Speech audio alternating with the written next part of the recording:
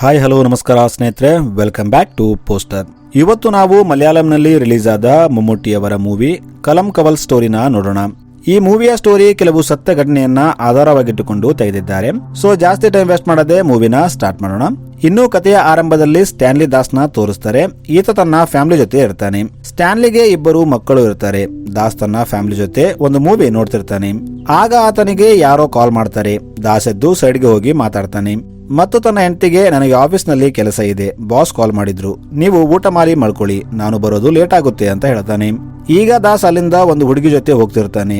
ದಾಸ್ ಆಕೆಗೆ, ನೀನು next week ಬರ್ತೀನಿ ಅಂತ ಹೇಳಿದ್ಯಲ್ಲ ಅಂತ ಕೇಳ್ತಾನೆ. ಅದಕ್ಕೆ ಆಕೆ, ಇಲ್ಲ, ನೆಕ್ಸ್ಟ್ ವೀಕ್ ದೀಪು ಬರ್ತಾಳೆ, ಆಕೆ ಬಂದ್ರೆ ಮನೆಯಿಂದ ಹೋಗೋಕೆ ಆಗ್ತಿದ್ದಿಲ್ಲ, ಅದಕ್ಕೆ ಬಂದ್ಬಿಟ್ಟೆ ಅಂತ ಹೇಳ್ತಾಳೆ.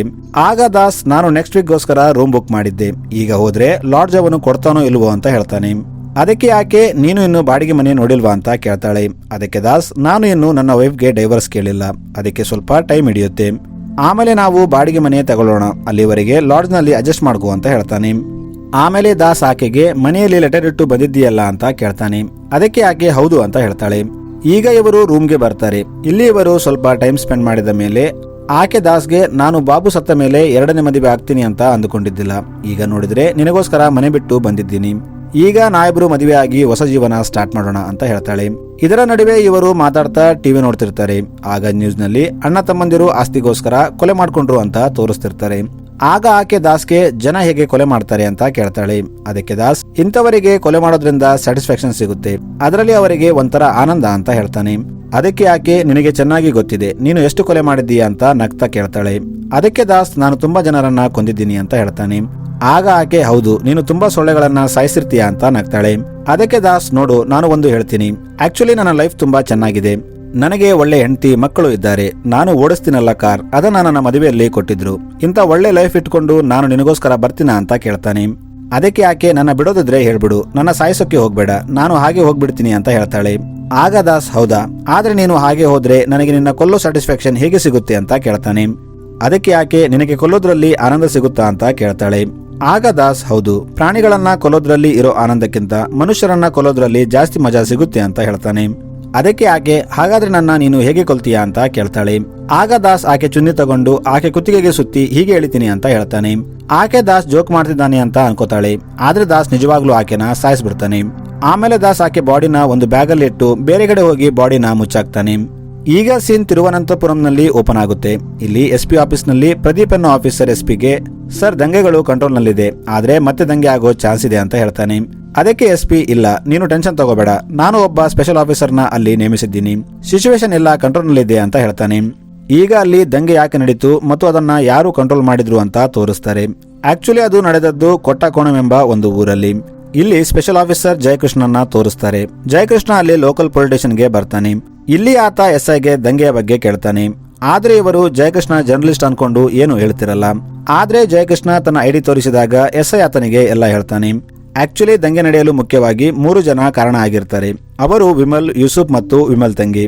ಇಲ್ಲಿ ವಿಮಲ್ ತಂಗಿ ಯಾರ ಜೊತೆನೋ ಓಡೋಗಿರ್ತಾಳೆ. ವಿಮಲ್ ಆರ್ಮಿಯಲ್ಲಿರ್ತಾನೆ. ಈತ ಊರಿಗೆ ಬಂದಾಗ ಯೂಸುಫ್ ನಿನ್ನ ತಂಗಿನ ಓಡಿಸ್ಕೊಂಡು ಹೋಗಿದ್ದಾರೆ ಅಂತ ಯಾರೋ ಅವನಿಗೆ ಹೇಳಿರ್ತಾರೆ. ಅದಕ್ಕೆ ವಿಮಲ್ ತನ್ನ ಫ್ರೆಂಡ್ಸ್ ನ ಸೇರಿಸಿ ಯೂಸುಫ್ ಮನೆಗೆ ಹೋಗಿ ಗಲಾಟೆ ಮಾಡಿರ್ತಾನೆ. ಆದ್ರೆ ಆ ಟೈಮಲ್ಲಿ ಯೂಸುಫ್ ಮನೆಯಲ್ಲಿ ಇರಲ್ಲ. ಯೂಸುಫ್ ವಾಪಸ್ ಬಂದಾಗ ಅವನು ತನ್ನ ಫ್ರೆಂಡ್ಸ್ ನ ಕರ್ಕೊಂಡು ವಿಮಲ್ ಮನೆ ಮೇಲೆ ಅಟ್ಯಾಕ್ ಮಾಡ್ತಾನೆ. ಹೀಗೆ ಈ ಜಗಳ ಕೋಮುಗಲಭೆಯಾಗಿ ಮಾರ್ಪಾಡಾಗುತ್ತೆ. ಇಲ್ಲಿ ಜಯಕೃಷ್ಣ ಈ ಗಲಾಟೆಯಲ್ಲಿ ಭಾಗಿಯಾದ ಪ್ರತಿಯೊಬ್ಬರನ್ನ ಎನ್ಕ್ವೈರಿ ಮಾಡ್ತಾನೆ. ಆಗ ಒಬ್ಬ ಪೂಜಾರಿ, ತಾನು ಯೂಸುಫ್ ಮತ್ತು ವಿಮಲ್ ತಂಗಿನ ಒಟ್ಟಿಗೆ ನೋಡಿದ್ದೆ, ಆದ್ರೆ ಅದು ಯೂಸುಫ್ ಅಂತ ಕರೆಕ್ಟ್ ಆಗಿ ಹೇಳೋಕ್ಕಾಗಲ್ಲ, ನಾನು ಅವರನ್ನ ಸೈಡ್ ಇಂದ ನೋಡಿದ್ದೆ ಅಂತ ಹೇಳ್ತಾನೆ. ಜಯಕೃಷ್ಣ ಇನ್ನು ಊರಲ್ಲಿದ್ದವರ ಜೊತೆ ಮಾತಾಡಿದಾಗ ವಿಮಲ್ ತಂಗಿ ಯೂಸುಫ್ ಜೊತೆಯಲ್ಲ ಬೇರೆ ಯಾರ ಜೊತೆನೂ ಓಡೋಗಿದ್ದಾಳೆ ಅಂತ ಗೊತ್ತಾಗುತ್ತೆ. ಅದಕ್ಕೆ ಜಯಕೃಷ್ಣ ವಿಮಲ್ ತಂಗಿ ನಂಬರ್ನ ಟ್ರ್ಯಾಕಿಂಗ್ ನಲ್ಲಿ ಹಾಕಿ ವಿಮಲ್ ಮನೆಗೆ ಬರ್ತಾನೆ.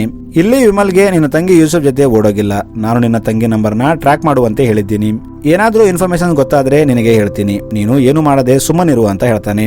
ಆದ್ರೆ ವಿಮಲ್ ಕೇಳದೆ ಜಯಕೃಷ್ಣ ಅಲ್ಲಿಂದ ಹೋದ್ಮೇಲೆ ತನ್ನ ಫ್ರೆಂಡ್ಸ್ ನ ಕರೆದು ತನ್ನ ತಂಗಿನ ಓಡಿಸ್ಕೊಂಡು ಹೋದವರನ್ನ ಹಿಡಿಬೇಕು ಅಂತ ಹೇಳ್ತಾನೆ. ಆಗ ಪೊಲೀಸ್ ಸ್ಟೇಷನ್ ಅಲ್ಲಿದ್ದ ಒಬ್ಬ ಕಾನ್ಸ್ಟೇಬಲ್ ವಿಮಲ್ಗೆ ಕಾಲ್ ಮಾಡಿ ಜಯಕೃಷ್ಣ ಒಬ್ಬ ವ್ಯಕ್ತಿನ ಹುಡುಕೊಂಡು ಹೋಗಿದ್ದಾನೆ ಅಂತ ಹೇಳ್ತಾನೆ. ಆಗ ವಿಮಲ್ ಆ ವ್ಯಕ್ತಿಯ ಅಡ್ರೆಸ್ ತಗೊಂಡು ತನ್ನ ಫ್ರೆಂಡ್ಸ್ ಜೊತೆ ಜಯಕೃಷ್ಣಕ್ಕಿಂತ ಮುಂಚೆ ಹೋಗ್ತಾನೆ ಮತ್ತು ಆ ವ್ಯಕ್ತಿನ ಇಟ್ಕೊಂಡು ಒಂದು ಜಾಗಕ್ಕೆ ಕರ್ಕೊಂಡು ಬರ್ತಾನೆ ಮತ್ತು ಎಲ್ಲರೂ ಸೇರಿ ತನ್ನ ತಂಗಿ ಎಲ್ಲಿ ಅಂತ ಅವನನ್ನ ತುಂಬಾ ಹೊಡಿತಾರೆ. ಆದ್ರೆ ಆ ವ್ಯಕ್ತಿ ಅಷ್ಟಕ್ಕೂ ನೀವು ಯಾರು ಮತ್ತು ನಿಮ್ಮ ತಂಗಿ ಯಾರು ಅಂತ ಕೇಳ್ತಿರ್ತಾನೆ. ಈ ಕಡೆ ಜಯಕೃಷ್ಣ ಆ ವ್ಯಕ್ತಿನ ಹುಡುಕೊಂಡು ಅವನ ಊರಿಗೆ ಬರ್ತಾನೆ. ಆದ್ರೆ ಇಲ್ಲಿ ಅವನ ಫ್ರೆಂಡ್ಸ್ ನಿಂದ ಆತನನ್ನ ಯಾರೋ ಎತ್ಕೊಂಡು ಹೋದ್ರು ಅಂತ ಗೊತ್ತಾಗುತ್ತೆ. ಆಗ ಜಯಕೃಷ್ಣ ವಿಮಲ್ ಎತ್ಕೊಂಡು ಹೋದ ವ್ಯಕ್ತಿಯ ಫ್ರೆಂಡ್ಸ್ ನ ಫಾಲೋ ಮಾಡಿದಾಗ ಅವರು ಒಂದು ಫ್ಯಾಕ್ಟರಿಯಲ್ಲಿ ಆತನನ್ನ ಹೊಡಿತಿರ್ತಾರೆ. ಆದ್ರೆ ಪೊಲೀಸರು ಬರೋದನ್ನ ನೋಡಿ ವಿಮಲ್ ಅಲ್ಲಿಂದ ಓಡೋಗ್ತಾನೆ. ಈಗ ಆ ವ್ಯಕ್ತಿನ ಹಾಸ್ಪಿಟಲ್ ನಲ್ಲಿ ಅಡ್ಮಿಟ್ ಮಾಡ್ತಾರೆ. ಇಲ್ಲಿ ಜಯಕೃಷ್ಣ ಆ ವ್ಯಕ್ತಿಗೆ ವಿಮಲ್ ತಂಗಿ ಫೋಟೋ ತೋರಿಸಿ ಈಕೆ ಎಲ್ಲಿ ಅಂತ ಕೇಳ್ತಾನೆ. ಆದ್ರೆ ಆತ, ಸರ್ ನಿಜವಾಗ್ಲೂ ಈಕೆ ಯಾರು ಅಂತ ನನಗೆ ಗೊತ್ತಿಲ್ಲ, ಅವರು ಕೂಡ ಇದೇ ಫೋಟೋ ತೋರಿಸಿ ಆಕೆ ಎಲ್ಲಿದ್ದಾಳೆ ಅಂತ ಕೇಳ್ತಿದ್ರು ಅಂತ ಹೇಳ್ತಾನೆ. ಅದಕ್ಕೆ ಜಯಕೃಷ್ಣ ಒಂದು ನಂಬರ್ ತೋರಿಸಿ, ಇದು ನಿನ್ನ ನಂಬರ್ ತಾನೆ ಅಂತ ಕೇಳ್ತಾನೆ. ಅದಕ್ಕೆ ಆತ, ಇಲ್ಲ ಇದು ನನ್ನ ಕಜನ್ ನಂಬರ್, ಅವಳು ನನ್ನ ಐಡಿ ಮೇಲೆ ಸಿಮ್ ತಗೊಂಡಿದ್ಲು ಅಂತ ಹೇಳ್ತಾನೆ. ಮತ್ತು ಆಕೆ 8 ತಿಂಗಳ ಹಿಂದೆ ಯಾರ ಜೊತೆನೋ ಓಡೋದ್ಲು, ಆದ್ರೆ ಆಕೆ ಈಗ ಎಲ್ಲಿದ್ದಾಳೆ ಅಂತ ನನಗೆ ಗೊತ್ತಿಲ್ಲ ಅಂತ ಹೇಳ್ತಾನೆ. ಈತನ ಕಜನ್ ಹೆಸರು ಸೆಲ್ವಿ ಆಗಿರುತ್ತೆ. ಈಗ ಜಯಕೃಷ್ಣ ಸೆಲ್ವಿ ಬಗ್ಗೆ ಎನ್ಕ್ವೈರಿ ಮಾಡಲು ಲೋಕಲ್ ಪೊಲೀಸ್ ಸ್ಟೇಷನ್ಗೆ ಹೋಗ್ತಾನೆ. ಇಲ್ಲಿ ಇನ್ಸ್ಪೆಕ್ಟರ್ ಜಯಕೃಷ್ಣಗೆ, ಸರ್ ಸೆಲ್ವಿ ತನ್ನ ಮನೆಯಲ್ಲಿ ನಾನು ಬಾಯ್ ಫ್ರೆಂಡ್ ಜೊತೆ ಹೋಗ್ತಾ ಇದ್ದೀನಿ ಅಂತ ಲೆಟರ್ ಬರೆದು ಹೋಗಿದ್ಲು, ಅದಕ್ಕೆ ಆಕೆ ಮೇಜರ್ ಆಗಿದ್ದರಿಂದ ನಾವು ಯಾವ ಕೇಸ್ ಮಾಡಿಲ್ಲ ಅಂತ ಹೇಳ್ತಾನೆ. ಆಗ ಜಯಕೃಷ್ಣ ಆ ಹುಡುಗನ ನಂಬರ್ ಚೆಕ್ ಮಾಡಿಲ್ವಾ ಅಂತ ಕೇಳ್ತಾನೆ. ಅದಕ್ಕೆ ಆತ, ಆ ಆಂಗಲ್ ನಲ್ಲೂ ಚೆಕ್ ಮಾಡಿದ್ವಿ, ಆದ್ರೆ ಅವನ ಸಿಮ್ ಅಡ್ರೆಸ್ ಫೇಕ್ ಆಗಿತ್ತು ಅಂತ ಹೇಳ್ತಾನೆ. ಅದಕ್ಕೆ ಜಯಕೃಷ್ಣ ಆ ಅಡ್ರೆಸ್ ತಗೊಂಡು ಅಲ್ಲಿಗೆ ಹೋಗ್ತಾನೆ. ಜಯಕೃಷ್ಣ ಆ ಅಡ್ರೆಸ್ಗೆ ಬಂದಾಗ ಆ ನಂಬರ್ ಸಿಂಧು ಅನ್ನೋ ಹುಡುಗಿ ಹೆಸರಿಗಿದೆ ಅಂತ ಗೊತ್ತಾಗುತ್ತೆ. ಆದ್ರೆ ಸಿಂಧು ತಾಯಿ, ನನ್ನ ಮಗಳು 1 ವರ್ಷದ ಹಿಂದೆ ಓಡೋದ್ಲು, ಆದ್ರೆ ಆಕೆ ಎಲ್ಲಿದ್ದಾಳೆ ಅಂತ ನನಗೆ ಗೊತ್ತಿಲ್ಲ ಅಂತ ಹೇಳ್ತಾಳೆ. ಈಗ ಜಯಕೃಷ್ಣ SP ಹತ್ರ ಬರ್ತಾನೆ. ಇಲ್ಲಿ ಕೃಷ್ಣ SPಗೆ, ಸರ್ ನನಗನಿಸುತ್ತೆ ಇದು ಸೀರಿಯಲ್ ಕಿಲ್ಲಿಂಗ್ ಆಗಿರ್ಬೋದು, ಏಕೆಂದ್ರೆ ನಾವು ಓಡೋದ ಹುಡುಗಿಯರನ್ನ ಹುಡ್ಕೊಂಡು ಹೋದಾಗ ಆಕೆ ಬಾಯ್ ಫ್ರೆಂಡ್ ನಂಬರ್ ಸಿಕ್ಕಿತ್ತು, ಆ ನಂಬರ್ ಚೆಕ್ ಮಾಡಿದಾಗ ಅದು ಬೇರೆ ಹುಡುಗಿ ನಂಬರ್ ಆಗಿತ್ತು. ಇನ್ನು ಆ ನಂಬರ್ ಅಡ್ರೆಸ್ಗೆ ಹೋಗಿ ಎನ್ಕ್ವೈರಿ ಮಾಡಿದಾಗ ಆ ಹುಡುಗಿ ಕೂಡ ಓಡೋಗಿರ್ತಾಳೆ. ಹೀಗೆ ಎಷ್ಟೇ ಲಿಂಕ್ ಹಿಡ್ಕೊಂಡು ಹೋದ್ರೂ ಒಂದಾದ ಮೇಲೆ ಒಂದು ಹೊಸ ಕೇಸ್ ಸಿಗ್ತಾ ಇದೆ ಅಂತ ಹೇಳ್ತಾನೆ. ಅದಕ್ಕೆ SP, ಇದು ಹೆಣ್ಣು ಮಕ್ಕಳ ಸ್ಮಗ್ಲಿಂಗ್ ಕೇಸ್ ಆಗಿರ್ಬೋದಾ ಅಂತ ಕೇಳ್ತಾನೆ. ಅದಕ್ಕೆ ಕೃಷ್ಣ, ಇಲ್ಲ ಸರ್ ಇದು ಬೇರೆನೇ ಇದೆ, ಏಕೆಂದ್ರೆ ಓಡೋದ ಎಲ್ಲ ಹುಡುಗಿಯರು ಡೈವರ್ಸಿ ಅಥವಾ ವಿಧವೆ ಆಗಿದ್ದಾರೆ.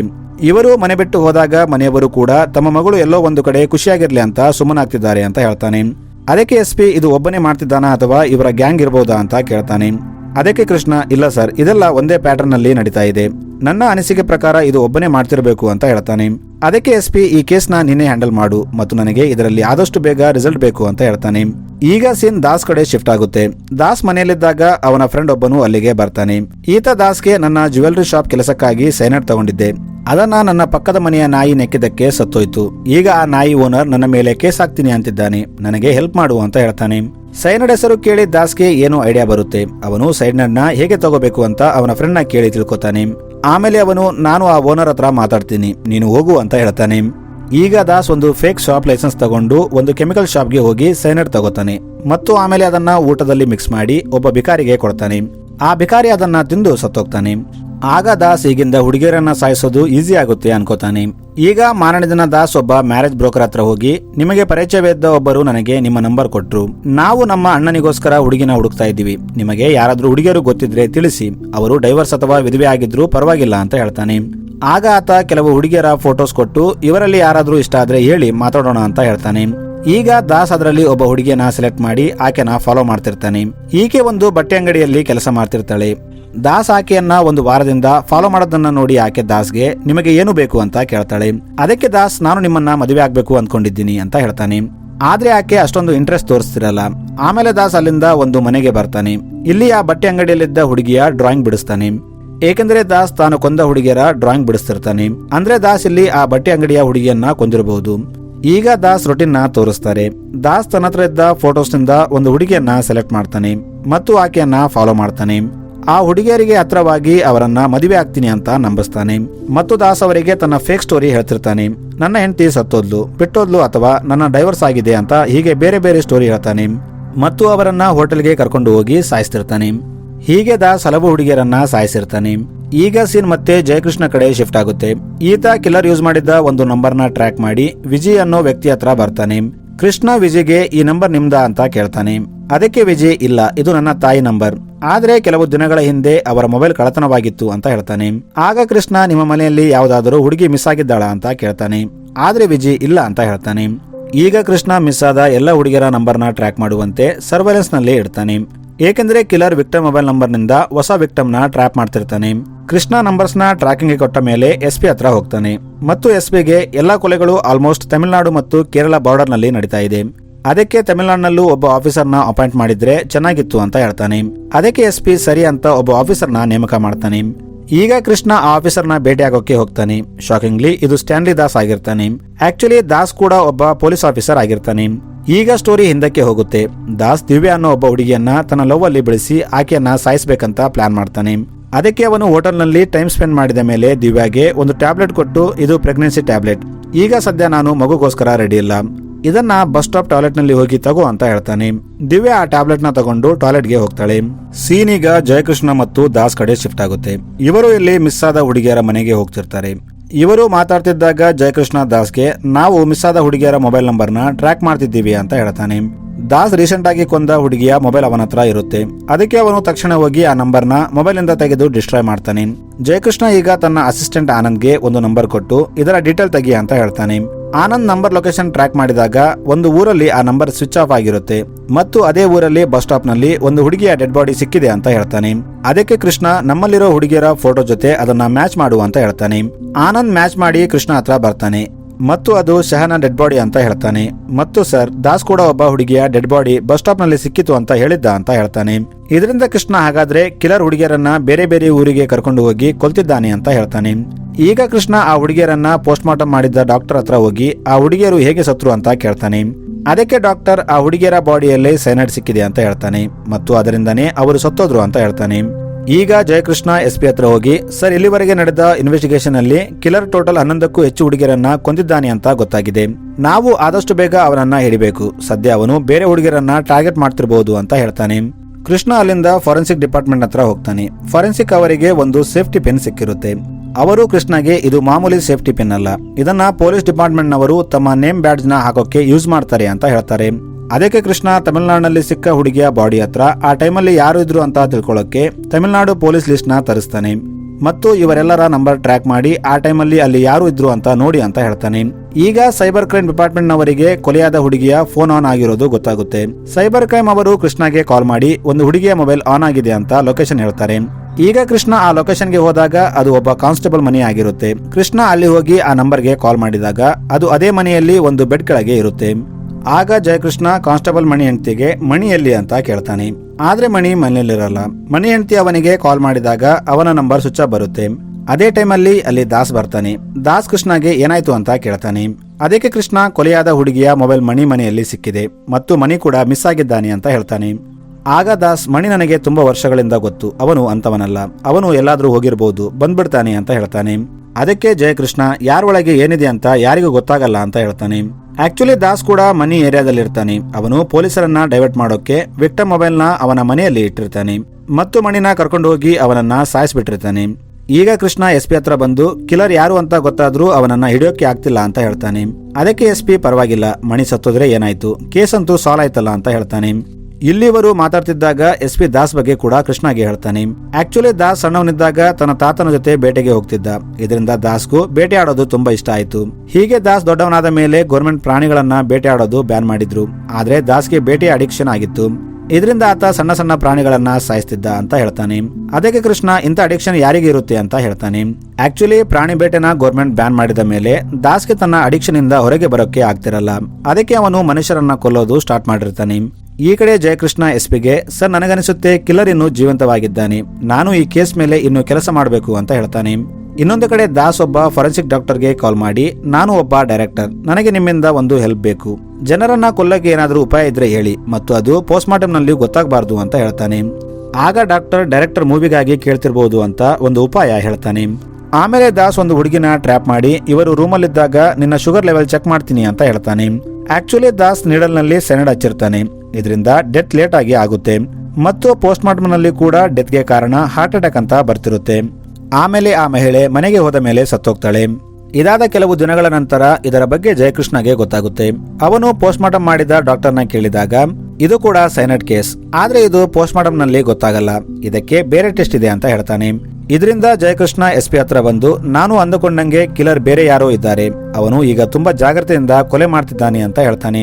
ಇನ್ನೊಂದು ಕಡೆ ದಾಸ್ ಬೇರೆ ಹುಡುಗಿನ ಟ್ರ್ಯಾಪ್ ಮಾಡಿ ಆಕೆ ಜೊತೆ ಕೂಡ ಹಾಗೆ ಮಾಡಬೇಕು ಅನ್ಕೋತಾನೆ. ಆದ್ರೆ ಜಯಕೃಷ್ಣ ಮತ್ತೆ ಈ ಕೇಸ್ನ ಓಪನ್ ಮಾಡಿ ಇನ್ವೆಸ್ಟಿಗೇಷನ್ ಮಾಡ್ತಿದ್ದಾನೆ ಅಂತ ಗೊತ್ತಾಗುತ್ತೆ. ಅದಕ್ಕೆ ಅವನು ಆ ಹುಡುಗಿನ ಬಿಟ್ಟು ಅಲ್ಲಿಂದ ಹೋಗ್ಬಿಡ್ತಾನೆ ಮತ್ತು ಆ ಕೇಸ್ನ ಡೈವರ್ಟ್ ಮಾಡೋಕೆ ಏನಾದ್ರೂ ಮಾಡಬೇಕು ಅನ್ಕೋತಾನೆ. ಈ ಕಡೆ ಜಯಕೃಷ್ಣ ಮತ್ತು ಆನಂದ್ ಕೆಲವು ಓಲ್ಡ್ ಕೇಸ್ನ ಚೆಕ್ ಮಾಡ್ತಿರ್ತಾರೆ. ಆಗ ಅವರಿಗೆ ಒಂದು ಕೇಸ್ ಬಗ್ಗೆ ಡೌಟ್ ಬರುತ್ತೆ. ಅದಕ್ಕೆ ಅವರು ಮೊದಲು ಹೋಗಿದ್ದ ವಿಜಯ್ ಹತ್ರ ಬರ್ತಾರೆ.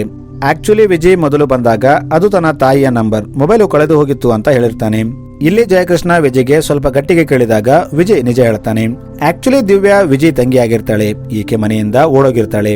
ಆದ್ರೆ ಸ್ವಲ್ಪ ದಿನ ಆದ್ಮೇಲೆ ಆಕೆ ವಾಪಸ್ ಬಂದಿರ್ತಾಳೆ. ಆಗ ವಿಜಯ್ ಆಕೆ ಮದುವೆನ ಬೇರೆ ಹುಡುಗನ ಜೊತೆ ಮಾಡಿರ್ತಾನೆ.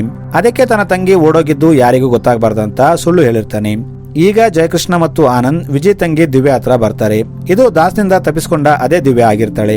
ಈಕೆ ದಾಸ್ನಿಂದ ಹೇಗೆ ತಪ್ಪಿಸಿಕೊಂಡ್ಲು ಅಂತ ನಮಗೆ ಮುಂದೆ ಗೊತ್ತಾಗುತ್ತೆ. ಇಲ್ಲಿ ಜಯಕೃಷ್ಣ ಬಂದು ನೀನು ಆ ಕಿಲ್ಲರ್ ನಿಂದ ಹೇಗೆ ತಪ್ಪಿಸಿಕೊಂಡೆ ಅಂತ ಕೇಳ್ತಾನೆ. ಅದಕ್ಕೆ ದಿವ್ಯಾ, ಸರ್ ನಾನು ಈಗ ಚೆನ್ನಾಗಿದ್ದೀನಿ. ನನ್ನ ಗಂಡನಿಗೆ ನನ್ನ ಪಾಸ್ಟ್ ಬಗ್ಗೆ ಗೊತ್ತಿಲ್ಲ. ದಯವಿಟ್ಟು ನನಗೆ ಏನು ಕೇಳಬೇಡಿ ಅಂತ ಹೇಳ್ತಾಳೆ. ಆಗ ಜಯಕೃಷ್ಣ ಕಿಲ್ಲರ್ ಇಲ್ಲಿವರೆಗೆ ಎಷ್ಟು ಜನರನ್ನ ಕೊಂದಿದ್ದಾನೆ ಮತ್ತು ನೆಕ್ಸ್ಟ್ ಅವನು ಇನ್ನೋಸೆಂಟ್ ಹುಡುಗಿಯರನ್ನ ಟಾರ್ಗೆಟ್ ಮಾಡ್ತಾನೆ. ನೀನು ಅವನಿಂದ ಬಚಾವಾದೆ, ಆದ್ರೆ ಎಲ್ಲರಿಗೂ ಆ ಅದೃಷ್ಟ ಇರಲ್ಲ ಅಂತ ಹೇಳ್ತಾನೆ. ಈಗ ದಿವ್ಯಾ ತಾನು ಕಿಲ್ಲರ್ ನಿಂದ ಹೇಗೆ ತಪ್ಪಿಸಿಕೊಂಡೆ ಅಂತ ಹೇಳ್ತಾಳೆ. ಆಕ್ಚುಲಿ ದಿವ್ಯಾ ಟ್ಯಾಬ್ಲೆಟ್ ತಗೋಬೇಕಂತ ವಾಶ್ರೂಮ್ಗೆ ಬಂದಾಗ ಆಕೆಗೆ ತನ್ನ ತಾಯಿ ತನ್ನ ಹೆಸರಿಗಿಟ್ಟ ಫಿಕ್ಸ್ ಡಿಪಾಸಿಟ್ ಬಗ್ಗೆ ನೆನಪಾಗುತ್ತೆ. ಏಕೆಂದ್ರೆ ದಾಸ್ ನನ್ನ ಹತ್ರ ಈಗ ಮಕ್ಕಳನ್ನು ಸಾಕುವಷ್ಟು ದುಡ್ಡಿಲ್ಲ. ಈಗ ಸದ್ಯ ನಮಗೆ ಮಕ್ಕಳು ಬೇಡ, ಅದಕ್ಕೆ ಈ ಟ್ಯಾಬ್ಲೆಟ್ ನ ತಗೋ ಅಂತ ಹೇಳಿರ್ತಾನೆ. ಆದ್ರೆ ದಿವ್ಯಾ ತನ್ನ ಹೆಸರಿಗಿದ್ದ FD ಇಂದ ನಾವು ಮಗುವನ್ನ ನೋಡ್ಕೋಬಹುದು, ಈ ಮಗು ನನಗೆ ಬೇಕು ಅಂತ ಟ್ಯಾಬ್ಲೆಟ್ ನ ತಗೊಂಡಿರಲ್ಲ. ಆಗ ಜಯಕೃಷ್ಣ ಮನಿ ಫೋಟೋ ತೋರಿಸಿ ಆತ ಈತನೇನಾ ಅಂತ ಕೇಳ್ತಾನೆ. ಆದ್ರೆ ದಿವ್ಯಾ ಇಲ್ಲ, ಆತನಿಗೆ ವಯಸ್ಸು ಸ್ವಲ್ಪ ಜಾಸ್ತಿ ಇತ್ತು ಮತ್ತು ಆತ ಯಾವಾಗ್ಲೂ ತಮಿಳು ಸಾಂಗ್ ನ ಕೇಳ್ತಿರ್ತಿದ್ದ ಅಂತ ಹೇಳ್ತಾಳೆ. ಆಗ ಜಯಕೃಷ್ಣ, ಹಾಗಾದ್ರೆ ನಾಳೆ ಬಂದು ಅವನ ಬಗ್ಗೆ ಸ್ಕೆಚ್ ಆರ್ಟಿಸ್ಟ್ ಗೆ ಹೇಳು, ಅವನು ಅವನ ಮುಖದ ಚಿತ್ರ ಬಿಡಿಸ್ತಾನೆ ಅಂತ ಹೇಳ್ತಾನೆ. ಇವರು ಅಲ್ಲಿಂದ ಹೋದ್ಮೇಲೆ ಮಾರನೇ ದಿನ ಅಲ್ಲಿ ದಾಸ್ ಬರ್ತಾನೆ. ದಾಸ್ ದಿವ್ಯಾಗೆ ನೀನು ನನ್ನ ವಿರುದ್ಧ ಸಾಕ್ಷಿ ಹೇಳಿದ್ರೆ ನಿನ್ನ ಮಗನ್ನ ಸಾಯಿಸ್ಬಿಡ್ತೀನಿ ಅಂತ ಹೇಳ್ತಾನೆ. ಅದಕ್ಕೆ ದಿವ್ಯಾ ಜಯಕೃಷ್ಣಗೆ ಕಾಲ್ ಮಾಡಿ, ಸರ್ ನನ್ನ ಗಂಡನಿಗೆ ನೀವು ಬಂದ ವಿಷಯ ಗೊತ್ತಾಗಿದೆ, ಅವನು ನನ್ನ ಮೇಲೆ ಡೌಟ್ ಪಡ್ತಿದ್ದಾನೆ, ದಯವಿಟ್ಟು ಮತ್ತೆ ನನ್ನ ಕಾಂಟ್ಯಾಕ್ಟ್ ಮಾಡೋಕೆ ಟ್ರೈ ಮಾಡಬೇಡಿ ಅಂತ ಹೇಳ್ತಾಳೆ. ಇದನ್ನ ಕೇಳಿ ಜಯಕೃಷ್ಣ ಡಿಸಪಾಯಿಂಟ್ ಆಗ್ತಾನೆ. ಆಮೇಲೆ ಅವನು ಆ ಊರಿನ ಬಸ್ ಸ್ಟಾಪ್ಗೆ ಹೋಗಿ ಅಲ್ಲಿ ಒಬ್ಬ ಕಂಡಕ್ಟರ್ಗೆ ದಿವ್ಯಾ ಫೋಟೋ ತೋರಿಸಿ ಈಕೆನ ನೋಡಿದ್ದೀಯಾ ಅಂತ ಕೇಳ್ತಾನೆ. ಅದಕ್ಕೆ ಆತ ಹೌದು ನೋಡಿದ್ದೀನಿ, ಈಕೆ ಯಾವಾಗ್ಲೂ ಇದೇ ಬಸ್ ಸ್ಟಾಪ್ ನಿಂದ ಹೋಗ್ತಿರ್ತಾಳೆ ಮತ್ತು ಈಕೆ ಜೊತೆ ಒಬ್ಬ ವ್ಯಕ್ತಿ ಕೂಡ ಇದ್ದ ಅಂತ ಹೇಳ್ತಾನೆ. ಅದಕ್ಕೆ ಜಯಕೃಷ್ಣ ಆ ವ್ಯಕ್ತಿಯ ಸ್ಕೆಚ್ ಮಾಡಿಸ್ತೀಯಾ ಅಂತ ಕೇಳ್ತಾನೆ. ಈಗ ಇವರು ಸ್ಕೆಚ್ ಆರ್ಟಿಸ್ಟ್ ನ ಕರ್ಕೊಂಡು ಕಂಡಕ್ಟರ್ ಮನೆಗೆ ಹೋಗ್ತಾರೆ. ಇನ್ನೊಂದು ಕಡೆ ದಾಸ್ ಜಯಕೃಷ್ಣಗೆ ಕಾಲ್ ಮಾಡಿ ಕೇಸ್ ಬಗ್ಗೆ ಅಪ್ಡೇಟ್ ಕೇಳ್ತಾನೆ. ಆಗ ಆತ ಕಂಡಕ್ಟರ್ ಬಗ್ಗೆ ಹೇಳ್ತಾನೆ. ಆಗ ದಾಸ್ ತನ್ನ ಗನ್ ತಗೊಂಡು ಕಂಡಕ್ಟರ್ ಮನೆಗೆ ಹೋಗ್ತಾನೆ. ಏಕೆಂದ್ರೆ ಅಲ್ಲಿ ಏನಾದ್ರೂ ದಾಸ್ ಫೋಟೋ ಇದ್ರೆ ಎಲ್ಲರನ್ನ ಮುಗಿಸ್ಬೇಕು ಅನ್ಕೋತಾನೆ. ಆದ್ರೆ ಶಾಕಿಂಗ್ಲಿ ದಾಸ್ ಅಲ್ಲಿಗೆ ಹೋದಾಗ ಅದು ಬೇರೆ ವ್ಯಕ್ತಿಯ ಫೋಟೋ ಆಗಿರುತ್ತೆ. ಇದನ್ನು ನೋಡಿ ದಾಸ್ ಸ್ವಲ್ಪ ರಿಲ್ಯಾಕ್ಸ್ ಆಗ್ತಾನೆ. ಇಲ್ಲಿ ಕಂಡಕ್ಟರ್ ದಾಸ್ನ ನೋಡಿ ನಾನು ನಿಮ್ಮನ್ನ ಎಲ್ಲೋ ನೋಡಿದ್ದೀನಿ ಅಂತ ಹೇಳ್ತಾನೆ. ಆದ್ರೆ ದಾಸ್ ಅವನನ್ನ ಡೈವರ್ಟ್ ಮಾಡ್ತಾನೆ. ಇನ್ನೊಂದು ಕಡೆ ದಾಸ್ ಇನ್ನೊಂದು ಹುಡುಗಿನ ಟ್ರ್ಯಾಪ್ ಮಾಡ್ತಿರ್ತಾನೆ. ಈತ ಆಕೆಗೆ ಇವತ್ತು ರಾತ್ರಿ ನಾವು ಹೋಟೆಲ್ಗೆ ಹೋಗೋಣ ಅಂತ ಹೇಳ್ತಾನೆ. ಆಕೆ ಮನೆಗೆ ಹೋಗಿ ತನ್ನ ಮಗಳಿಗೆ ಇವತ್ತು ನನಗೆ ಸ್ವಲ್ಪ ಕೆಲಸ ಇದೆ, ನೀನು ಬೇಗ ಊಟ ಮಾಡಿ ಮಲ್ಕೋ ಅಂತ ಹೇಳ್ತಾಳೆ. ಇನ್ನೊಂದು ಕಡೆ ಜಯಕೃಷ್ಣ ಮತ್ತು ಆನಂದ್ ಆ ಸ್ಕೆಚ್ ತಗೊಂಡು ಕಿಲ್ಲರ್ ನ ಹುಡುಕ್ತಿರ್ತಾರೆ. ದಾಸ್ ಹೋಟೆಲ್ಗೆ ಬಂದಾಗ ರಿಸೆಪ್ಷನಿಸ್ಟ್ ID ಕೊಡುವಂತೆ ಕೇಳ್ತಾನೆ. ಅದಕ್ಕೆ ದಾಸ್ ಮೊದಲು ಕೇಳ್ತಿದ್ದಿಲ್ಲ, ಈಗ ಯಾಕೆ ಕೇಳ್ತಿದ್ದೀರಾ ಅಂತ ಹೇಳ್ತಾನೆ. ಅದಕ್ಕೆ ಆತ ಪೊಲೀಸರು ID ಇಲ್ಲದೆ ಯಾರಿಗೂ ರೂಮ್ ಕೊಡಬಾರ್ದು ಅಂತ ಹೇಳಿದ್ದಾರೆ ಅಂತ ಹೇಳ್ತಾನೆ. ಆಗ ದಾಸ್ ID ಕೊಟ್ಟು ರೂಮ್ಗೆ ಹೋಗ್ತಾನೆ. ಇವರು ರೂಮಲ್ಲಿ ಇದ್ದಾಗ ಇವರ ಡೋರ್ ನಾಕ್ ಆಗುತ್ತೆ. ಅಲ್ಲಿ ರಿಸೆಪ್ಷನಿಸ್ಟ್ ಇರ್ತಾನೆ. ಈತ ದಾಸ್ಗೆ, ಸರ್ ನೀವು ಪೊಲೀಸ್ ಆಫೀಸರ್ ಅಲ್ಲ ಅಂತ ಹೇಳ್ತಾನೆ ಮತ್ತು ತನ್ನ ಮಗಳು ಮಿಸ್ ಆಗಿದ್ದಾಳೆ, ದಯವಿಟ್ಟು ಆಕೆನ ಹುಡುಕಿ ಕೊಡಿ ಅಂತ ಹೇಳ್ತಾನೆ ಮತ್ತು ತನ್ನ ಮಗಳ ಫೋಟೋ ಕೊಡ್ತಾನೆ. ದಾಸ್ ಫೋಟೋ ನೋಡಿ ಶಾಕ್ ಆಗ್ತಾನೆ, ಏಕೆಂದ್ರೆ ದಾಸ್ ಆಕೆನ ಮೊದಲೇ ಸಾಯಿಸಿರ್ತಾನೆ. ಇನ್ನೊಂದು ಕಡೆ ಜಯಕೃಷ್ಣಗೆ ಯಾರೋ ಕಾಲ್ ಮಾಡಿ, ಸರ್ ನೀವು ಹುಡುಕ್ತಿದ್ದ ವ್ಯಕ್ತಿ ಒಂದು ಲಾಡ್ಜ್ ಅಲ್ಲಿ ಇದ್ದಾನೆ ಅಂತ ಹೇಳ್ತಾರೆ. ಈ ಕಡೆ ದಾಸ್ ಹೋಟೆಲ್ ನಲ್ಲಿದ್ದ ವ್ಯಕ್ತಿ ಹತ್ರ ಅವನ ಮಗಳ ಬಗ್ಗೆ ಮಾತಾಡೋಕೆ ಬರ್ತಾನೆ. ಆದ್ರೆ ಆತ ಅಲ್ಲಿ ಇರೋದಿಲ್ಲ. ಆಗ ಅಲ್ಲಿ ಜಯಕೃಷ್ಣ ಬರ್ತಾನೆ. ದಾಸ್ ಜಯಕೃಷ್ಣನ ನೋಡಿ ನೀವೇನು ಇಲ್ಲಿ ಅಂತ ಕೇಳ್ತಾನೆ. ಅದಕ್ಕೆ ಜಯಕೃಷ್ಣ, ನಾನೊಂದು ಬೇರೆ ಕೇಸ್ ಬಗ್ಗೆ ಎನ್ಕ್ವೈರಿ ಮಾಡೋಕೆ ಬಂದಿದ್ದೆ, ಆದ್ರೆ ನೀವೇನು ಇಲ್ಲಿ ಅಂತ ಕೇಳ್ತಾನೆ. ಅದಕ್ಕೆ ದಾಸ್, ನಾನು ಆ ಕಿಲ್ಲರ್ನ ಹುಡ್ಕೊಂಡು ಬಂದೆ ಅಂತ ಹೇಳ್ತಾನೆ. ಅದಕ್ಕೆ ಜಯಕೃಷ್ಣ, ನಿಮ್ಮ ಹತ್ರ ಆ ಕಿಲ್ಲರ್ ಫೋಟೋ ಇಲ್ಲಲ್ಲ, ತಗೊಳ್ಳಿ ಅಂತ ಕಿಲ್ಲರ್ ಸ್ಕೆಚ್ ಕೊಡ್ತಾನೆ. ದಾಸ್ ಆ ಸ್ಕೆಚ್ ನ ಓಪನ್ ಮಾಡಿ ನೋಡಿದಾಗ ಅದು ಅವನ ಫೋಟೋ ಆಗಿರುತ್ತೆ. ಅದನ್ನ ನೋಡಿ ದಾಸ್ ಶಾಕ್ ಆಗ್ತಾನೆ. ಈಗ ಸ್ಟೋರಿ ಹಿಂದಕ್ಕೆ ಹೋಗುತ್ತೆ. ಅವತ್ತು ಕಂಡಕ್ಟರ್ ಸ್ಕೆಚ್ ರೆಡಿ ಮಾಡಿಸಿದಾಗ ಅವನು ದಾಸ್ ಫೋಟೋ ಮಾಡಿಸಿರ್ತಾನೆ. ಆದ್ರೆ ಜಯಕೃಷ್ಣ ದಾಸ್ನ ರೆಡ್ ಹ್ಯಾಂಡ್ ಆಗಿ ಹಿಡಿಯೋಕೆ ದಾಸ್ಗೆ ಅವತ್ತು ಬೇರೆ ಫೋಟೋ ತೋರಿಸಿರ್ತಾನೆ ಮತ್ತು ಆಮೇಲೆ ಆ ಸ್ಕೆಚ್ ತಗೊಂಡು ದಿವ್ಯಾ ಹತ್ರನೂ ಕನ್ಫರ್ಮ್ ಮಾಡ್ತಾನೆ. ಇವರು ದಾಸ್ ಇನ್ನೊಂದು ಮನೆಗೆ ಹೋದಾಗ ಅಲ್ಲಿ ಅವರಿಗೆ ದಾಸ್ ಕೊಲೆ ಮಾಡಿದ್ದ ಹುಡುಗಿಯರ ಫೋಟೋಸ್ ಮತ್ತು ಅವರ ಸಾಮಾನುಗಳು ಸಿಗುತ್ತೆ. ಈಗ ಪ್ರೆಸೆಂಟ್ ನಲ್ಲಿ ದಾಸ್ ಸೈನೈಡ್ ತುಂಬಿದ ನೀಡಲ್ ತಗೊಂಡು ಜಯಕೃಷ್ಣನ ಸಾಯಿಸೋಕೆ ಬರ್ತಾನೆ. ಇಲ್ಲಿ ಜಯಕೃಷ್ಣ ಮತ್ತು ದಾಸ್ ನಡುವೆ ಫೈಟ್ ನಡೆಯುತ್ತೆ. ದಾಸ್ ಆಲ್ಮೋಸ್ಟ್ ಜಯಕೃಷ್ಣನ ಸಾಯಿಸೋದ್ರಲ್ಲಿರ್ತಾನೆ. ಆಗ ಲಾಡ್ಜ್ ನಲ್ಲಿದ್ದ ವ್ಯಕ್ತಿ ಬಂದು ದಾಸ್ ತಲೆಗೆ ಹೊಡಿತಾನೆ. ಇದರಿಂದ ದಾಸ್ ಅಲ್ಲೇ ಸತ್ತೋಗ್ತಾನೆ. ಆಮೇಲೆ ಇವರು ದಾಸ್ ಬಾಡಿಯನ್ನ ಕಾರಲ್ಲಿ ಹಾಕೊಂಡು ಒಂದು ಅಜ್ಞಾತ ಜಾಗದಲ್ಲಿ ಹೂತಾಕ್ತಾರೆ. ಏಕೆಂದ್ರೆ ದಾಸ್ ವಿರುದ್ಧ ಯಾವುದೇ ಪಕ್ಕಾ ಎವಿಡೆನ್ಸ್ ಇರೋದಿಲ್ಲ. ಸೊ ಮೂವಿ ಇಲ್ಲಿಗೆ ಎಂಡ್ ಆಗುತ್ತೆ. Thanks for watching.